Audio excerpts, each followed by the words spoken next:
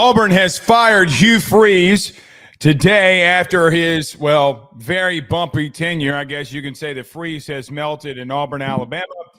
But Joe and I are here to react to it. Joe, one of the more inevitable firings coming today with Hugh Freeze being fired. I kick it over to you first, my man. Your thoughts on Hugh Freeze being fired at Auburn? Well, I mean, this firing was so inevitable. We had a previous week, we recorded a reaction to this expecting that maybe the news would come out, and he ends up getting a couple more weeks. The Arkansas game ended up giving him a tiny bit of a cushion, but we all knew that this was going to happen. 3 points at home against Kentucky could not have been a more embarrassing way for this to end for Hugh Freeze. Not only was he one of these coaches that was incredibly unsuccessful against the top teams, he was just bad. What was his signature moment? What was the best thing that he did that established any signature moment came against Georgia, if you remember, in year one in a loss. If you remember the national champion, they're right there toe-to-toe with him, but it was still a loss. Well, that's my point, is how depressing is that your best performance was a game that you didn't even win because you caught a Georgia team that was overlooking you entirely. But this is the whole point with Freeze, is that it sounded good when he was hired because he had success previously at Ole Miss, and his own very stupid transgressions cost him his job with the Rebels. Thought maybe with a little bit of reconciliation, he would have figured this thing out. We all knew, Blake, I feel like, that this wasn't going to turn in the right direction when those rumors came out of him playing too much golf. I know that it was public that he was logging his scores on the Gin app, but I feel like that was a narrative that was created by people that were sick and tired of him. If you're somebody who people do not like in the building, it makes the case for firing you even easier, which we say all of the time. Joe, I think that you can wrap this up into one tiny little bow here. He aligned himself with quarterbacks that couldn't get it done.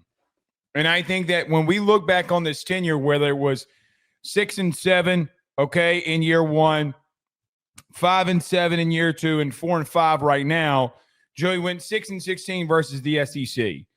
Auburn is a job where I could make the very blunt argument that not only is it the toughest job in the SEC, it might be the toughest job in the country, right? Meaning your two biggest rivals are Georgia and Alabama, the two teams that are constantly winning the conference. You have to recruit against both of those. And Auburn did recruit against both of those very well. Look at their defense with DJ Durkin. Look at it. Look how good they are. Hugh did a really good job of building a team and recruiting. The problem is that you brought in an offensive guy, an offensive guru, and he failed. Joe, I really feel like that Hugh Freeze lived off of the 2020 season when at Liberty they went 10-1, because in 2021 and 2022, Joe, he won 16 total games. I mean, they weren't great. And so you could talk about the success he had at Ole Miss, where he was 9-4, 10-3, 5-7 in his last year, whatever. But Joe, with all the things that were redacted, right, with all the wins that got taken away from him, look at the losses that he had at Ole Miss. He had 5 conference losses 2 times at Ole Miss. He had 6 losses at Ole Miss in the SEC. He only had 2 seasons where he went above 500. And that was the part where when this hire was made, like, hey, do we really think that he could overcome after going to Ole Miss? Now you look at like Lane Kiffin. They made a wrong decision here. They couldn't close the door with Lane Kiffin, and then they settle with Hugh Freeze, and it completely backfires on them. But, Joe, you're right. He didn't really do everything that needed to be done. He thought he had the personnel, but this guy who was supposed to have great offenses and great quarterbacks, Joe, it went to what happened at Ole Miss at the end of his tenure. And listen, I go back to the Bo Wallace situation when Bo Wallace, if you remember, was so vocal on Twitter when he was hired. It's like, Auburn, this guy's not going to win you games. Look, there was so much chaos, but with so much talent. And I look at two teams like Florida. I look at Auburn. And I look at them defensively, and I'm like, dude, how can you have recruited so well but miss so much and be so bad at what you do? So, look, he went 6-16. in the SEC. He was 15-19 overall, Joe, and this was completely inevitable. And I point out Brett McMurphy tweeted this. How about this? Brian Kelly had 14 losses at LSU in 4 years. Hugh Freeze had 15 total wins in 3. So just to give you an idea of where both of those programs were, but this was inevitable. And before we get into it, this completely smells like John Summerall to me. Well, I think that would be an interesting option, but kind of like quick final thought on Freeze. By the way, it's nasty work if anyone wants to type in Hugh Freeze on Google. One of the first images, actually the biggest image you see is him holding a golf club. I don't know who handled that, who orchestrated that, but that is one of the funniest things. Hold on, pause. Yeah. Did you see this morning people check the local golf course?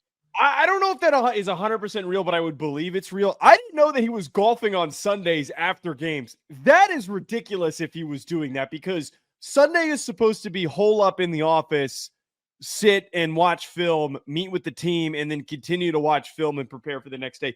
If he was delegating that stuff to his coaches below him, that's an absolute mess, and he deserved to get fired. Here's the biggest thing for me where I knew that this really wasn't going to work.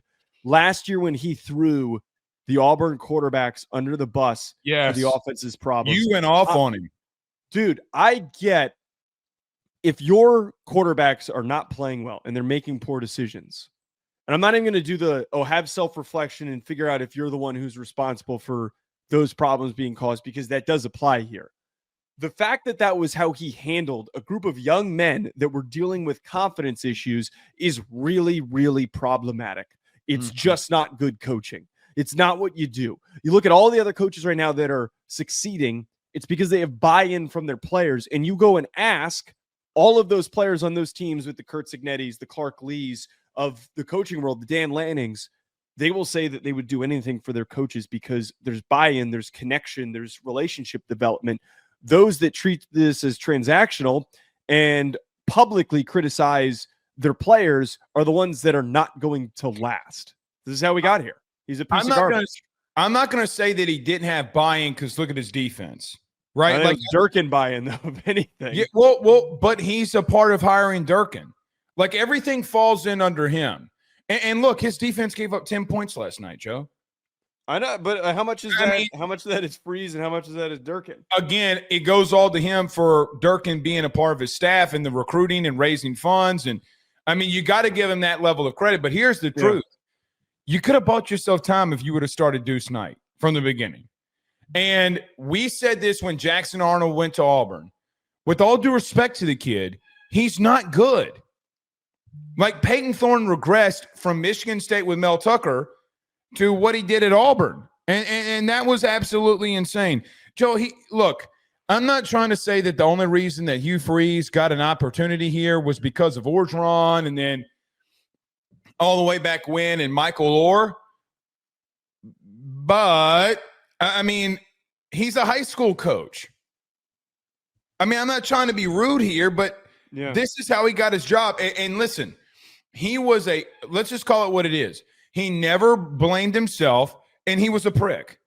And I don't really know how else to say it, but he was a prick. And people are not going to buy into that. And look, throwing your hat because Jackson Arnold couldn't complete a 5-yard out. What did he do at Oklahoma that showed you that he could? That's on you. There were so many quarterbacks that would have loved to go there with Cam Coleman, with Eric Singleton, with all of these great players. And I think this is going to be – I got to be real here. I think this will get worse for Auburn before it gets better. I think Cam Coleman enters the portal. I think a lot of these really good defensive players enter the portal. Why would they want to do it unless you can hire somebody and rally from within? But, man, it's just been chaos. And I'll say this too. I find it ironic that the same reason that ultimately got Brian Kelly fired was the same reason that got Hugh Freeze fired. Buy-in. What, being a bad person and also – Well, I'm not going to say BK was a bad person because, listen, the truth of the matter is look, there were players that did come out. Like, I'm not going to – but buy-in. Like, doing what needs to be done. You can't be golfing when you're making millions. Hey, man, you're the head coach of Auburn. You know what you can do? Call the guys at the country club and say, "Hey, can you open this up at 6:30 and let me go ahead, and so nobody knows." And or just don't do it during the season. Go to the driving range, and if you really feel like you need to go for the driving range for an hour to clear your head, and then get back in the office. Well, I don't mind. I don't have time to golf. Anyone who works and covers football and understands that during the football season, you have to prioritize things. I go back to Kirby and Lane saying that they would have eyes on and talk to boosters when Saban would clear his head and that was his lunch break. He would golf for an hour and then leave and come back. And he would text all the boosters, and they would text him back being, he's leaving.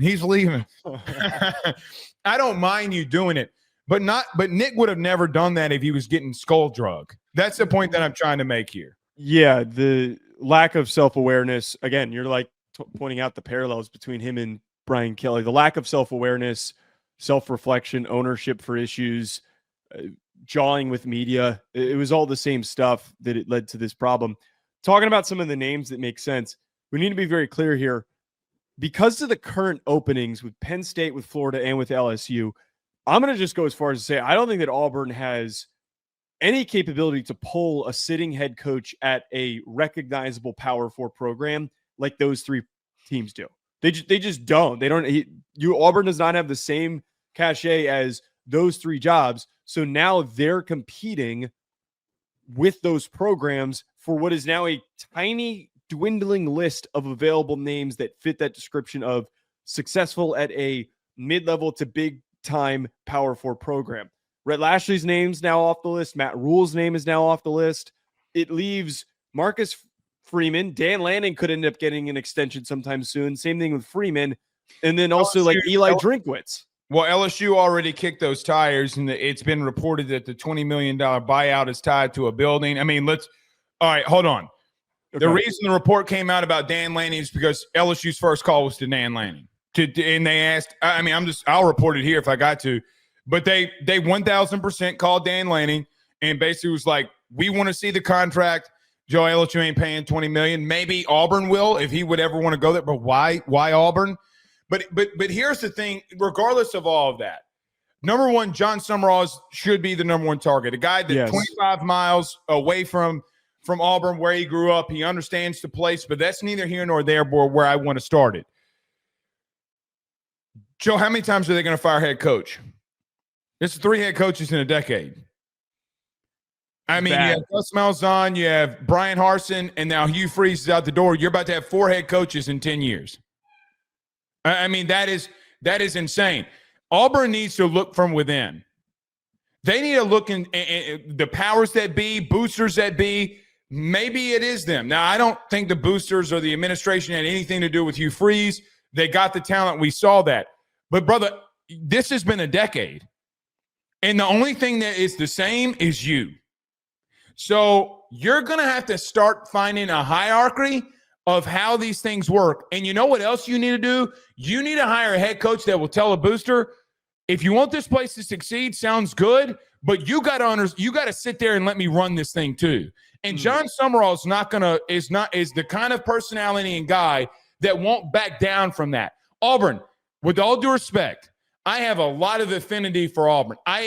Joe, of all the SEC teams not named LSU, I really do like Auburn a lot. It's a beautiful place. It's got all the facilities. It's got the recruiting base. It is the toughest job in the SEC to me. It is a great place to be. At some point, you got to look from within. There's only – Joe, I'm going to say this, and listen, people will push back. There's only one guy for the job that can make this thing start steering in the right direction, and he's currently in New Orleans. And listen, people are going to push back on that. John understands what needs to be done, and you need to make that call right now. I really like Summerall. I think he needs to be at the top of the list for what you just said, also being former SEC player at Kentucky, which kind of funny. Nobody knows what's happening with the Kentucky situation, but they might have just maybe boxed themselves out of hiring their guy and hiring Summerall, who was a linebacker at Kentucky. That would be really funny if that's how this happens, where they start the conversation early with Summerall and that maybe ends up leading to them getting him. But I would throw be if you're Kentucky and you beat Auburn so that John Summerall goes to Auburn instead of Kentucky where he played. Right. And you hold on to Stoops or you fire Stoops later on and it kind of disrupts the timing of it all. That would be hilarious. I would argue that Summerall is a good enough of a coach that if his name is going to get brought up in these bigger jobs, the Kentucky job is not a desirable one because it's really impossible to win there. I think of some other options. I want to go with a guy who has been a builder of a program that has not historically been good, or when they took it over, the team was a mess. Say Matt Campbell. Oh, I wasn't going to say Matt Campbell. Matt Campbell's not a bad option. I mean, I think that he's been a solid coach. If you're looking for steadiness, I think that Matt Campbell is actually a decent option. But I was looking at more G5 guys. I really like Eric Morris, who is the North Texas coach, who is a brilliant coach, who's gotten the most out of every single player that he's had. He's had a lot of different quarterbacks, a lot of different guys that he's worked with, and he's completely maximized it. And then Alex Golesh from USF is going to get brought up in this conversation as well. And then the last one, James Madison's Bob Chesney, who built up Holy Cross into a really dominant team and then picked up right where Kurt Cignetti left off. Yeah. Everybody might be just need to look at James Madison to see what's going on there and just hire see what happens. Chesney's a good coach, man. Like Holy Cross is not supposed to be a good football program, and they were a top 10 FCS program the entire time that he was there. He should be looked into more. I would consider him. I have no faith that Auburn does the correct thing, because when have you? I mean, you sabotage Brian Harsin. You can't land Lane, and then Joe, is that sailed? You know, like is that ship sailed? You know, so. I would think so too. But why not call him? You know, just to see. But I do think it's Joe. Listen, you could talk about James Franklin, Eli Drinkwitz. I do think Eli Drinkwitz fits the personality of what needs to be done there, if I'm being blunt. But there's only two people for me that you need to call. It's Eli Drinkwitz and it's John Sumrall. And then you make your decisions, because Eli's going to recruit. He fits the toughness of what Auburn football is. And I think that he's cocky, and I mean this in a positive way. He's cocky enough and conceited enough to where, Joe, they sit right dab in the middle, literally, between Athens and Tuscaloosa. And you need that kind of dude that is cocky and conceited and like, I'm going there and beat your ass. And people don't look at that with Drinkwitz, because he wears glasses and he's kind of got a little bowl cut, and he looks like that he's coming out of the Home Alone movie with Macaulay Culkin. I mean, like, but he wins. And he's evaluated at an elite level. He's developed at an elite level. I think I'm not taking no from either one of those. Find your guy of either one of those, and I'm going with it. But I do think John being from the area would make a lot of sense. Yeah. And I do think LSU's not going to pull that trigger because of the Tulane Governor LSU connection. I think all those things make perfect sense. You got to be a cocky son of a bitch. Yeah. You got to be cocky, conceited son of a gun to be in the smack dab middle of the two teams besides LSU that constantly win the SEC that can go up in there and punch somebody in the mouth. I mean, it is inevitable that you got to, and I hate to say it like that, but Joe, it's true. There's some certain schools need, well, that's why Lane Kiffin would have been perfect at the time. But you know, here we are with things transpiring the way that he's going to Baton Rouge.